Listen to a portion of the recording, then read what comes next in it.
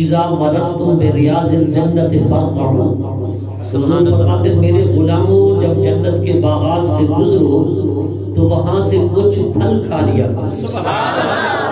صحابہ نے عرض کیا یا رسول اللہ صلی اللہ علیہ وسلم جنت کا تعلق تو عالم آخرت کے ساتھ ہے، دنیا میں جنت کے باغات کون سے ہیں؟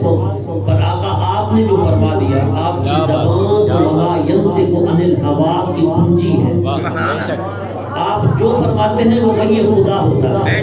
آقا دنیا میں جنت کے باغات کون سے ہیں؟ حضور نے فرمایا ہے یا مجالس ذکر، یہ ذکر خدا اور ذکر مصطفیٰ کی محافل، یہ جنت کے باغات۔ گرامی ایک تو اللہ کا گھر مسجد، وہ بھی جنت کا باغ، اور پھر حضور کے ذکر کی محفل، وہ بھی جنت کا باغ، گویا آپ ڈبل جنت کے باغ میں بیٹھے۔ ہمارا تو ایمان ہے نا، کیونکہ کچھ لوگ احادیث مبارکہ کو بھی تختہ مشق بناتے ہیں اور کہتے ہیں فلاں حدیث ضعیف ہے، فلاں حدیث موضوع ہے، یہ وہ فلاں فلاں۔ لیکن جب تک حدیث رسول قرآن کی صریح آیت کے ساتھ نہ ٹکرائے تب تک وہ حدیث پاک مردود نہیں ہو سکتی، اس حدیث پاک کو رد نہیں کیا جا سکتا۔ آقا کریم صلی اللہ علیہ وسلم کے صحابہ، بالخصوص وہ صحابہ جو حضور کے سامنے بیٹھ کر وحی جلی اور وحی خفی کا درس لیتے تھے۔ دیکھیں اگر صرف وحی جلی یعنی قرآن کی ہی اہمیت تھی تو پھر صحابہ کرام قرآن سنتے اور گھروں کو چلے جاتے، لیکن نہیں، 24 گھنٹے اپنے آپ کو محصور کیوں رکھتے اس چبوترے پر جو حضور کے گھر مبارک کے سامنے تھا، جس کو کہا جاتا ہے صفہ۔ حضور کے صحابہ اس مقام پر کیوں پڑے رہتے تھے اور اپنے آپ کو 24 گھنٹے کے لیے محصور کر لیتے، باؤنڈ کر لیتے، پابند کر لیتے، وہاں سے وہ ہلتے جلتے بھی نہیں تھے۔ حضرت ابو ہریرہ کی کیفیت یہ تھی کہ کوئی کاروبار کرتا، کوئی دکان چلاتا، کوئی کھیتی باڑی کرتا، کوئی اپنے گھروں کو جا کر کام کاج کرتا، لیکن آپ بقائے 70 صحابہ کے جن کے آپ مانیٹر تھے، آپ وہاں پر پڑے رہتے تھے حضور کے لوحۂ اقدس سے نکلنے والے جملوں کو سننے کے لیے اور انہیں اکٹھا کرنے۔ سبحان اللہ، سبحان اللہ،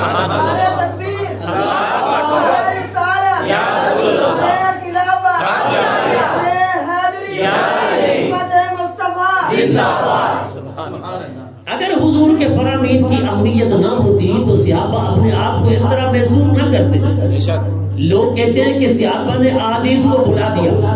حضرات گرامی آقا کریم صلی اللہ تعالیٰ علیہ وآلہ وسلم کی سیرت کا ایک ایک پہلو جو محفوظ ہے وہ حدیث کی وجہ سے محفوظ ہے، اس لیے صحابہ کرام حضور کی احادیث کو بھی محفوظ رکھتے تھے۔ ہمارا تو ایمان ہے کہ حضور کی زبان سے نکلنے والی حدیث وہ بھی وہی ہے، وہی سے باہر نہیں ہے۔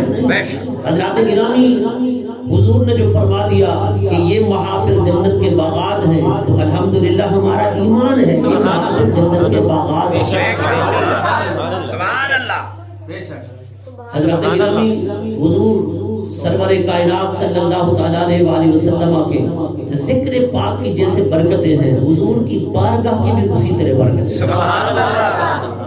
قرآن مجید کی نص کرتی ہے، اللہ پاک فرماتا ہے وَلَوْ أَنَّهُمْ إِذْ ظَلَمُوا أَنفُسَهُمْ جَاءُوكَ، اور اگر اے محبوب بلا شبہ یہ آپ کی امت کے لوگ اپنی جانوں پر ظلم کر بیٹھے، جاءوکا تو آپ کے دربار در بار میں آ جائیں، آپ کی بارگاہ میں آ جائیں، یہاں آ کر کیا کریں؟ اللہ رب العزت فرماتا ہے فاستغفر اللہ، وہ آ کر اللہ سے معافی مانگے، واستغفر لهم الرسول، اللہ کا رسول ان کے لیے بخشش کی دعا کر دے، لوجد اللہ توابا رحیما، وہ اللہ کو تواب بھی پائیں گے، اللہ کو رحیم بھی پائیں گے۔ سبحان اللہ۔ یہ نہیں جو اپنی جانوں پہ ظلم کر بیٹھے۔ اب یہاں پر سوال یہ ہے کہ اپنی جانوں پر ظلم کر بیٹھنے والے لوگ کون سے ہیں؟ کیا اللہ رب العزت جل مجدہ الکریم کسی مشرک کو بلا رہا ہے؟ جبکہ قرآن پاک کی سورہ لقمان میں اللہ پاک فرماتا ہے ان الشرک لظلم عظیم، شرک جو ہے یہ ظلم عظیم ہے، شرک ظلم ہے۔ قرآن کی تفسیر قرآن سے کریں. اور اللہ پاک فرماتے ہیں وَلَوْ أَنَّهُمْ إِذْ ظَلَمُوا, اگر بلا شبہ اپنی جانوں پر ظلم کر بیٹھے. لیکن قرآن کی بے شمار آیات ہیں, آپ دیکھیں اللہ رب العزت نے مشرکین پر پابندی لگائی ہے, وہ نہ حرم مکہ میں آ سکتے ہیں نہ وہ حرم مدینہ میں آ سکتے ہیں. جس طرح اللہ کے گھر کے حرم کا ادب ہے, اسی طرح حضور کے گھر مبارک اور روزے مبارک کے حرم کا ادب ہے. بلکہ یہاں کا ادب ڈبل ہے, یہاں کی برکتیں ڈبل ہیں. حضور نے خود دعا کی نا, یا اللہ میرے دادا ابراہیم علیہ السلام نے مکہ میں برکت کی دعا کی تھی, اور میں مصطفیٰ دعا کرتا ہوں مکہ سے دگنی برکتیں میرے مدینہ میں رکھ. سبحان اللہ. حضور کی دعا ہے, ادھر دعائے ابراہیم ہے, ادھر دعائے مصطفیٰ ہے. ادھر دعائے ابراہیم ہے, ادھر دعائے محمد ہے. حضرات گرامی, حضور نے مدینہ کے اندر ڈبل برکت کی دعا فرمائی, اور حضور نے فرمایا جیسے میرے دادا ابراہیم علیہ السلام نے مکہ کو حرم بنایا, مولا میں مصطفیٰ دعا کرتا ہوں میرے مدینہ کو بھی حرم بنا, میرے مدینہ کو بھی حرم بنا. اور حرم پاک کے بارے, حرم مکہ ہو یا حرم مدینہ, یہ اٹل فیصلہ ہے, کوئی مشرک نہیں آ سکتا. لیکن اللہ رب العزت فرماتا ہے جو اپنی جانوں پہ ظلم کر بیٹھے وہ آپ کی بارگاہ میں آئے. یہاں نہ کوئی مشرک آ سکتا ہے نہ کوئی کافر آ سکتا ہے. تو یہاں ظالم سے مراد کون ہے؟ ظالم سے کون مراد ہے؟ دیکھیں ظلم کا سب سے بڑا معنی قرآن بیان کر رہا ہے, اور وہ قرآن بیان کرتا ہے ان الشرک لظلم عظیم, کہ شرک ظلم عظیم ہے.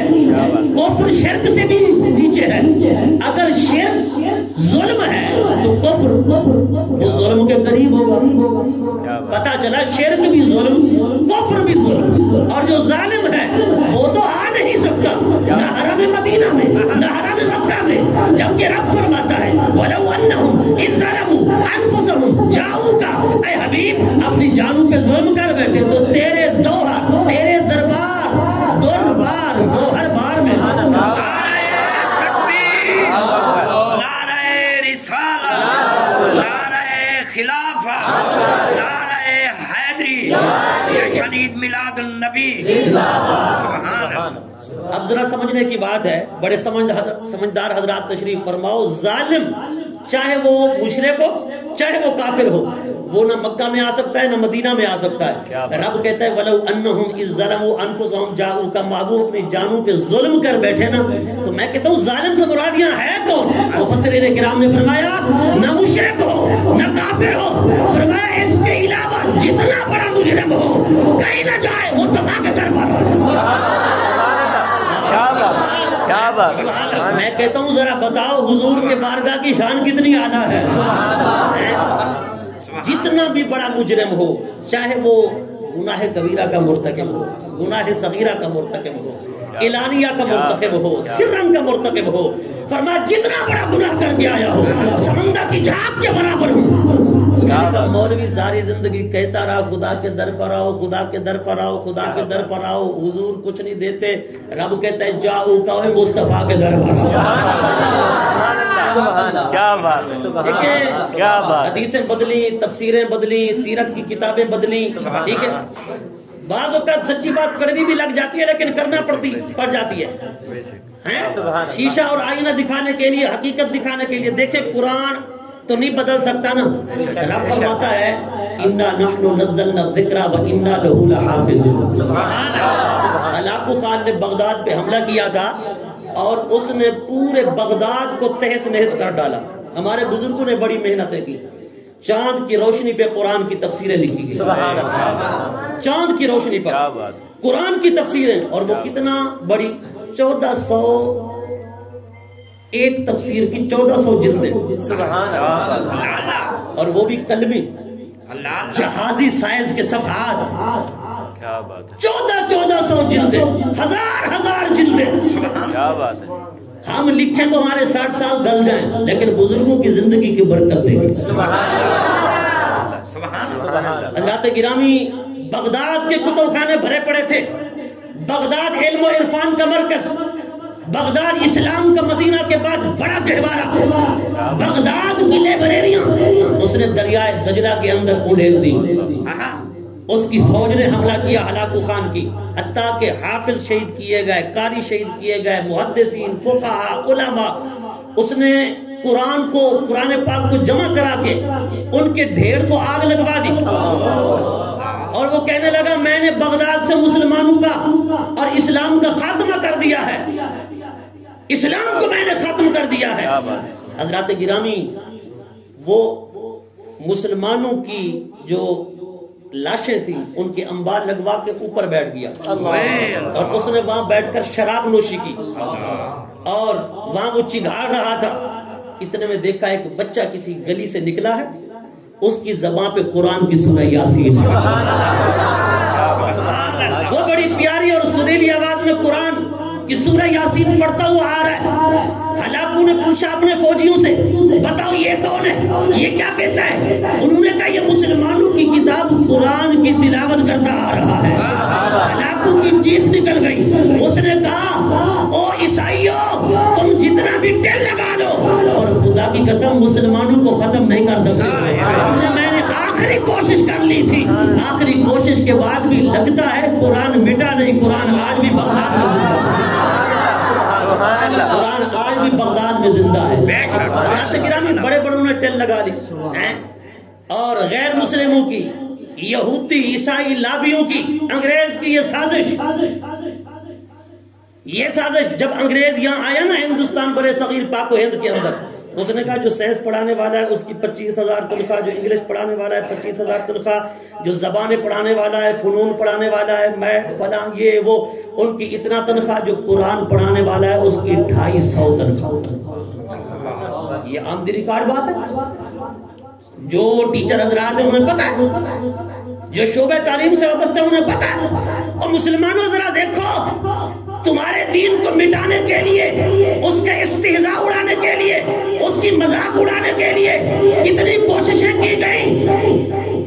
ایک ہوتی ہے جارحانہ انداز سے کسی کو ڈیگریڈ کرنا، ایک ہوتا ہے بڑے اچھے انداز سے کسی کو پتہ ہی نہ چلے اس کا لوگ کہیں گے کہ ہاں قرآن پڑھانے والے کی 250 تنخواہ ہے، سائنس پڑھانے والے کی جو ہے میتھ پڑھانے والے کی، انگلش ریاضی پڑھانے والے کی، فلاں فلاں فنون پڑھانے والے کی، سیاسی علوم پڑھانے والے کی 25,000 30,000 50,000. تو وہ اپنے بچوں کو اسی طرح تعلیم پہ لگائیں گے.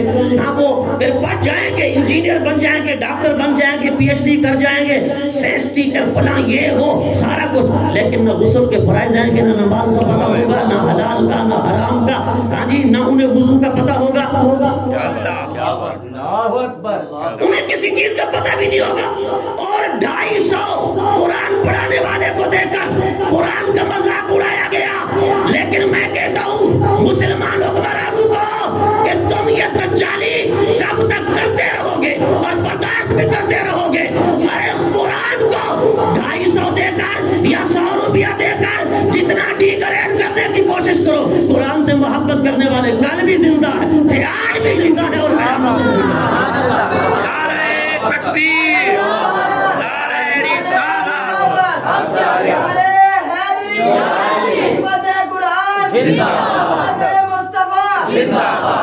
تمہارا بابو ہلاکو خان بھی قرآن کو نہ مٹا سکا، تم کون ہو؟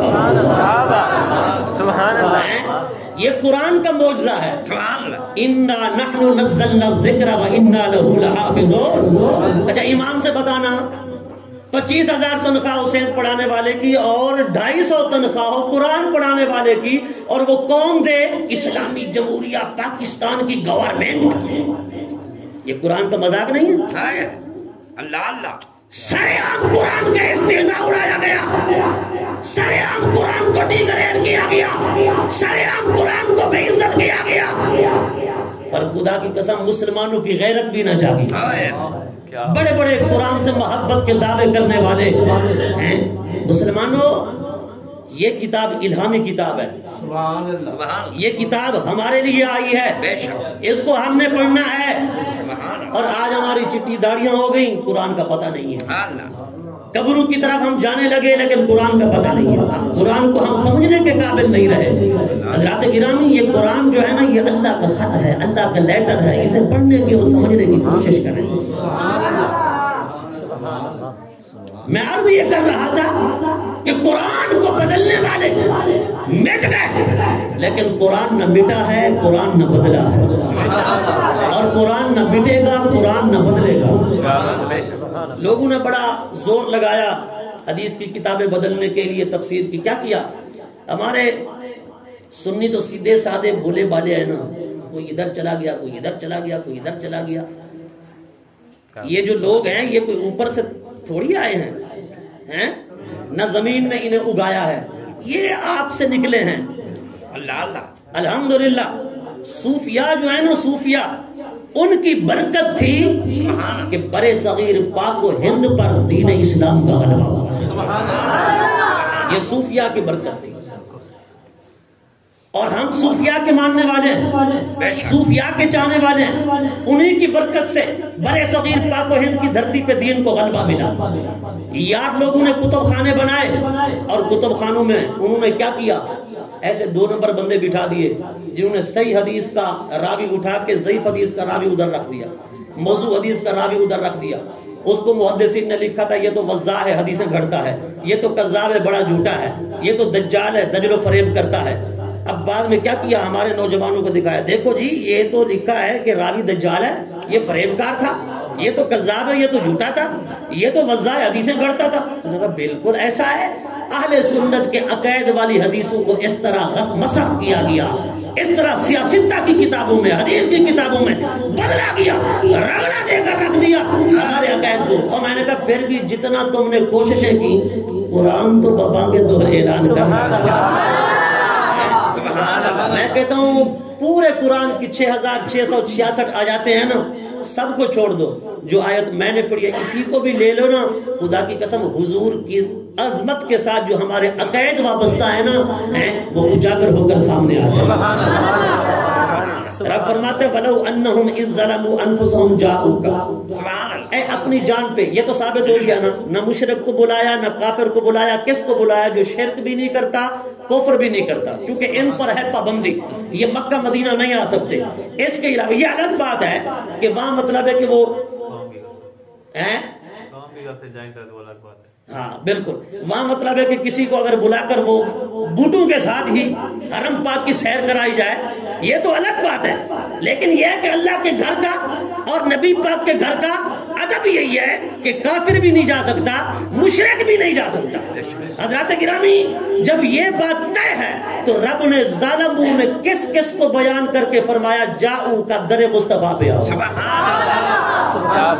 ماننا پڑے گا کہ ہر مجرم کو، ہر گناہگار کو، جتنا بڑا پاپی ہو، رب نے فرمایا وَلَوْ أَنَّهُمْ إِذْ ظَلَمُوا، ہاں کاش اگر آپ کی امت کے لوگ اپنی جانوں پہ ظلم کر بیٹھے ہیں، جاؤکا، رب نے یہ نہیں بھی فرمایا جا آنی، میرے در پر آئے، میرے در پر آئے۔ فرمایا اگر تو مسجد اقصی میں آئے، ہو سکتا ہے میں ملوں، میرا مصطفیٰ نہ ملے۔ فرمایا تو مسجد حرام میں آئے، میں ملوں، میرا مصطفیٰ نہ ملے۔ فرمایا کسی اور میرے گھر میں آئے، ہو سکتا ہے میں ملوں، میرا مصطفیٰ نہ ملے۔ فرمایا وہاں آ جا جہاں میرا مصطفیٰ بھی ہے اور میں بھی وہی ہوں، جاؤگا۔ فرمایا وہ تیرے مصطفیٰ ہے، مولا کیا ہوگا؟ فرمایا فاستغفر اللہ واستغفر لهم الرسول لوجدوا الله توابا رحیما۔ فرمایا تیرے سمندر کی جھاگ کے برابر گناہ بھی کیوں نہ ہو، فرمایا آنا تیرا کام ہے، میں تیری گناہگاری کو نہیں دیکھوں گا، یار کے در کی حاضری کو دیکھوں گا۔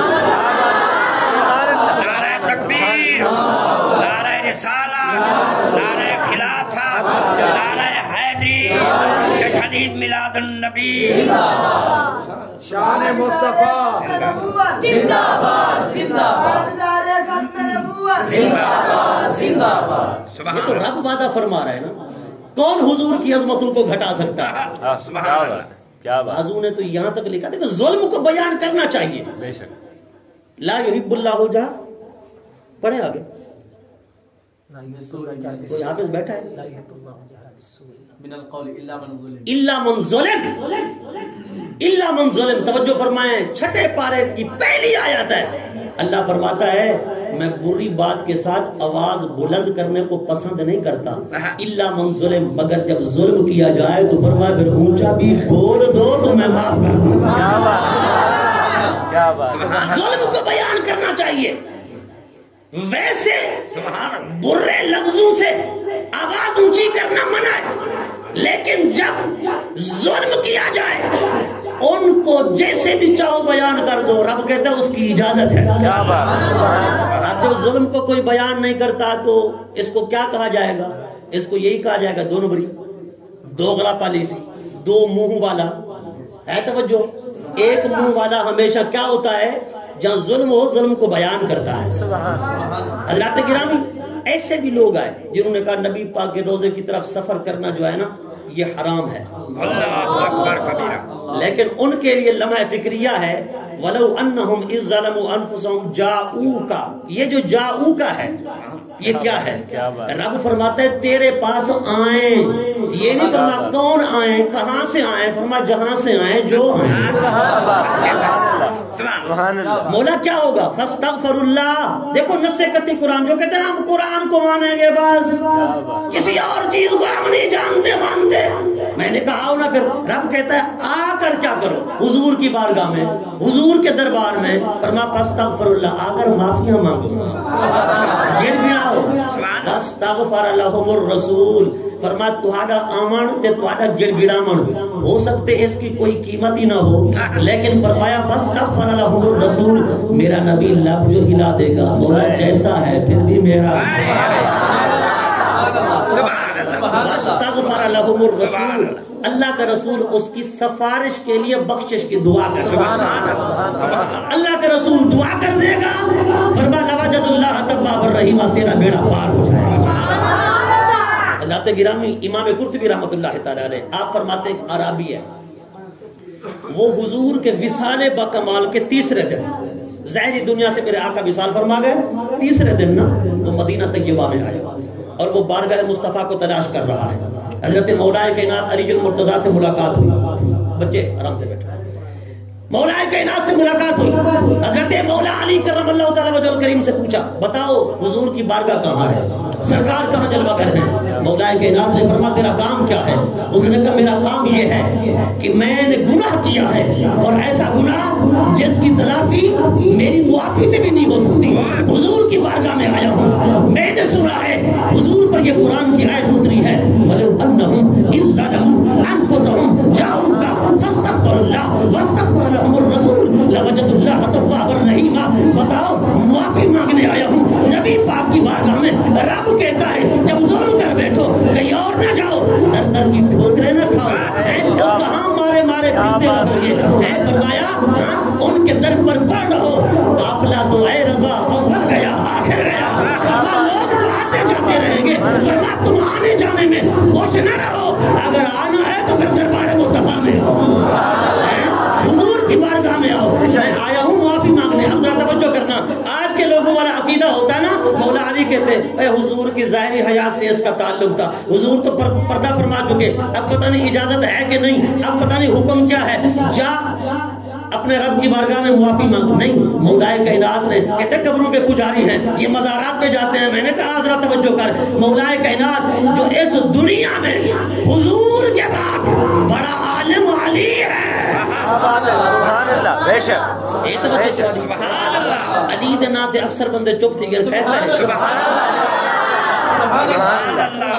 حضور نے تو فرمایا تھا نا کہ جہاں مومن منافق کی پرکھ کرنی ہو تو علی کا ذکر چھیڑ دو، علی کا ذکر چھیڑو، پھر ماتھا دیکھو، کس کے ماتھے پہ شکن ہے تو کس کے ماتھے پہ خوشی کی لکیر ہے، کس کا ماتھا کھلا ہوا ہے، اس لیے علی تو خدا کا نام ہے، ہم کہتے ہیں علی علی کرو تو تب بھی ثواب ملتا ہے،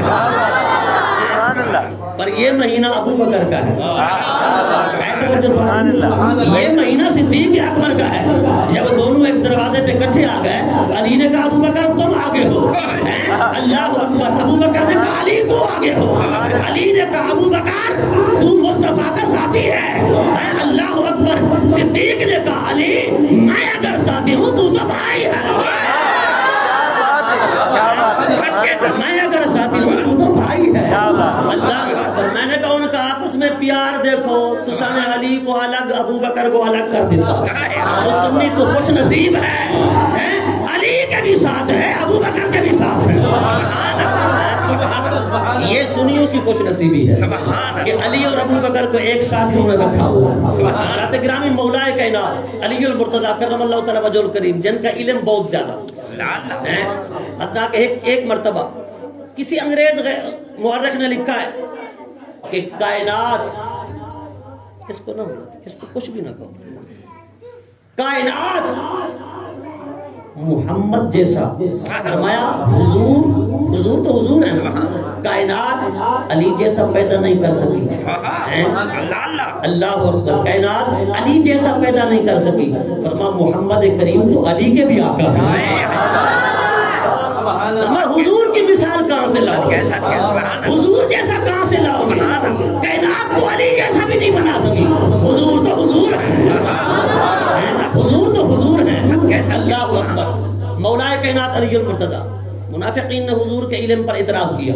حضرت مولا علی برسر منبر آئے، آپ نے فرمایا لوگو تم کہتے ہو حضور نہیں جانتے، پوچھو کیا پوچھنا چاہتے ہو. سبحان اللہ. ایک شخص کھڑا ہو گیا، کہتا ہے علی فرش کی بات پوچھیں یا عرش کی، کون سی بات پوچھیں؟ مولا کائنات نے پتہ کیا فرمایا؟ مولا کائنات نے فرمایا فرش اور عرش کیا ہوتا ہے.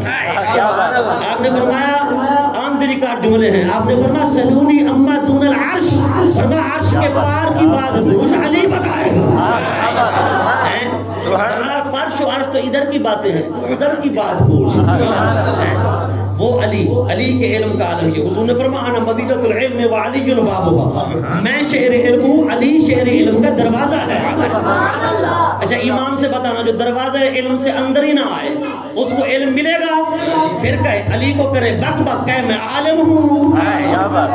اس کا علم رحمانی علم آیا مصطفیٰ کے پاس.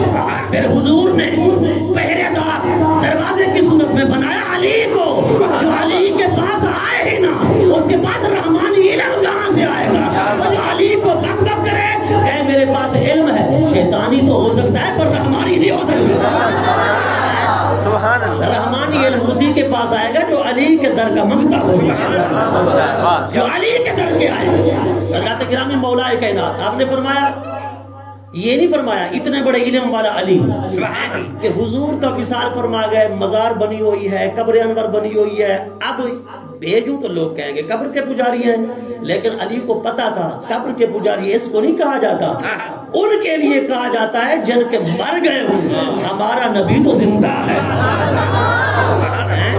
زندہ ہے واللہ تو زندہ ہے واللہ، میرے چشم عالم سے چھٹ جانے والے وَلَلْآخِرَةُ خَيْرٌ لَكَ مِنَ الْأُولَىٰ. اچھا دیکھیں رب کہتا ہے ہر آنے والی گھڑی آپ کے لیے بہتر سے بہتر، اعلیٰ سے اعلیٰ، افضل سے افضل، برتر سے برتر، بلند سے بلند بنائی. یہ رب نے وعدہ فرمایا، نہ سورج سے ہے، نہ چاند سے ہے، نہ کسی نبی پیغمبر سے ہے. کسی کے بارے بتا دو رب نے وعدہ فرمایا کہ آنے والی گھڑی پہلی گھڑی سے اعلیٰ ہوگی، افضل ہوگی، مقام بلند ہوگا، علم بلند، حسن بلند، معرفت بلند، صفت بلند، حق شمن بلند. کیا بات، سبحان اللہ. بلکہ سورج کے بارے فرمایا اذا الشمس کورت، سورج لپیٹ دیا جائے گا، چاند بے نور ہو جائے گا. نبی پہلے نبی تھے، پہلے رسول تھے. حضرت عیسیٰ علیہ السلام پہلے رسول بھی تھے، نبی بھی تھے، صاحب کتاب بھی تھے. حضور کے زمانے میں امتی بن کے آئے. حضرت موسیٰ علیہ السلام حضور کے امتی بن کر آتے اگر دوبارہ آ جاتے. حضرت ادریس نبی ہیں، بیٹھے ہیں آسمانوں پہ، آئیں گے حضور کے امتی بن کر آئیں گے. حضرت الیاس زندہ ہیں، بیٹھے ہیں، آئیں گے امتی بن کر آئیں گے. حضرت خضر زندہ ہیں، بیٹھے ہیں، حضور کے امتی بن کر آئیں گے.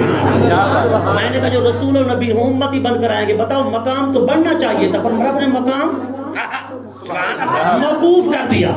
نبوت چھینی نہیں، یہ عقیدہ نہیں رکھنا نبوت چھین لی، نبوت چھینی نہیں لیکن مقام کو موقوف کر کے اب پہلے نبی تم تھے پر تم اپنے نبیوں کی اپنی امت میں نبی تھے، رسول اپنی نبوت میں اپنی امت میں رسول تھے. اب نہیں ہو حضور کے زمانے میں بلکہ قیامت کے دن سارے نبی حضور کا کلمہ پڑھیں گے. سارے نبی.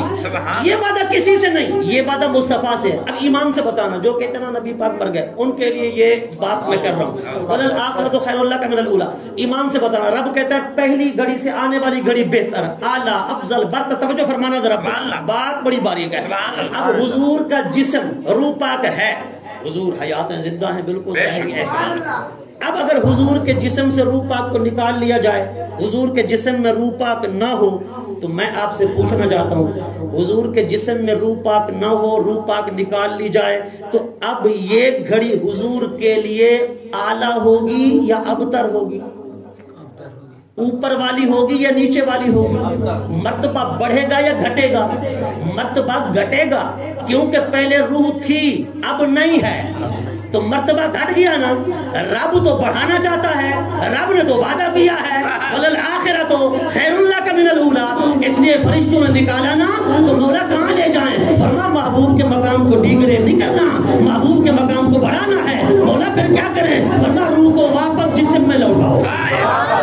مصطفیٰ کو وہ زندگی بھی نہیں دینی جو دنیا والی تھی، اب تو ایسی دینی ہے اگر کوئی اس دنیا میں ہو اس کا نہیں، جو اس میں ہو اس کا نہیں۔ مصطفیٰ کو حیات ایسی دینی ہے، رہے گا وہاں مگر حکومت دو جگہ کرے گا۔ نعرہ تکبیر، نعرہ رسالہ، نعرہ خلافت، نعرہ حیدری، جشن میلاد النبی۔ لبیک لبیک لبیک یا رسول اللہ، لبیک لبیک لبیک یا رسول اللہ، لبیک لبیک لبیک یا رسول اللہ، لبیک یا رسول اللہ۔ دار ختم نبوت زندہ باد زندہ باد، آج دار ختم نبوت زندہ باد زندہ باد، علماء حق اہل سنت۔ سبحان اللہ، سبحان اللہ، کیا بات، مولا کائنات علی المرتضیٰ کی بات۔ سبحان اللہ۔ کیا بات، آپ کا عقیدہ تھا کہ حضور زندہ ہیں، اس لیے آپ نے اس عرابی سے فرمایا جا وہ حضور کا روضہ انور ہے، وہ قبر مبارک ہے، حضور کا مزار ہے، جا وہاں جو کچھ کہنا ہے کہے۔ اب وہ آگیا حضور کے مزار پر۔ امام قرطبی نے لکھا، امام رازی نے، امام سیوطی نے، شیخ احمد صابی نے اور امام فخر الدین رازی نے، بڑے بڑے محدثین نے، مفسرین نے، علامہ سید محمود علوسی بغدادی نے روح المعانی میں بیان کیا، علامہ اسماعیل حقی انفی نے روح البیان کے اندر لکھا، روح المعانی، روح البیان، تفسیر در منصور، تفسیر مفاتی الغیب المعروف، تفسیر کبیر، تفسیر قرطبی، تفسیر الجامع لاحکام القرآن، تفسیر جساس، عامش الجلالین، تفسیر ساوی، بڑے بڑے مفسرین نے لکھا۔ وہ کہتے ہیں وہ بندہ آیا، اس نے حضور کی چوکٹ پہ رکھا اپنا سر، سیس نوائی، اس نے مٹی کی بھری اور اپنے سر میں ڈالنے لگا، کہنے لگا یا رسول اللہ میں نے اپنے اوپر ظلم کیا ہے، آقا آپ پر قرآن کی آیت اتری ہے وَلَوْ أَنَّهُمْ إِذْ ظَلَمُوا أَنفُسَهُمْ جَاءُوكَ فَاسْتَغْفَرُوا اللَّهَ وَاسْتَغْفَرَ لَهُمُ الرَّسُولُ لَوَجَدُوا اللَّهَ تَوَّابًا رَحِيمًا۔ آقا ظلم کر کے آیا ہوں، مجرم ہوں، پاپی ہوں، کرم ہو جائے، مغفرت کی بھیک مانگنے آیا ہوں، بس یہی کہہ کے رو رو کے وہ لیٹ گیا، وہیں پہ اس کی آنکھ لگی، کیا دیکھتا ہے؟ روضہ انور سے آواز آئی یا عربی ہو قد غفر لک، اے عربی جان رب نے تیری مغفرت کروا دی ہے، رب نے تیری بخشش کیا بات ہے۔ میں نے کہا یار وہ عقیدہ تو بنانا تھا، وہ حضور سے محبت والا رشتہ تو جوڑنا تھا۔ اگر ایک عربی کے لیے بعد از وصال بخشش کی بشارت آ سکتی ہے تو کیا تیرے لیے نہیں آ سکتی؟ کیا بات، میں نے کہا وہ محبت تو پیدا کرنا، وہ ذرا ذوق تو پیدا کرنا، اس لیے فرما آج لے ان کی پناہ، آج مجمع ان سے پھر نہ مانیں گے قیامت میں اگر مان